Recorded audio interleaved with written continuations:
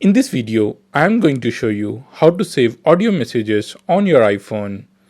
Watch this video till the end and let's begin.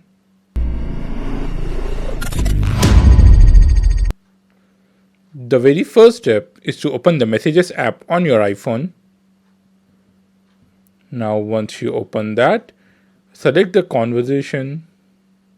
Now select the audio message that you want to save on your phone.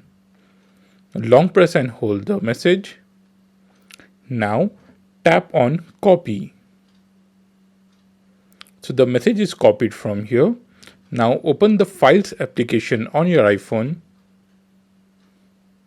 Now long press anywhere on the screen and click on paste. So the audio message have been saved on your iPhone.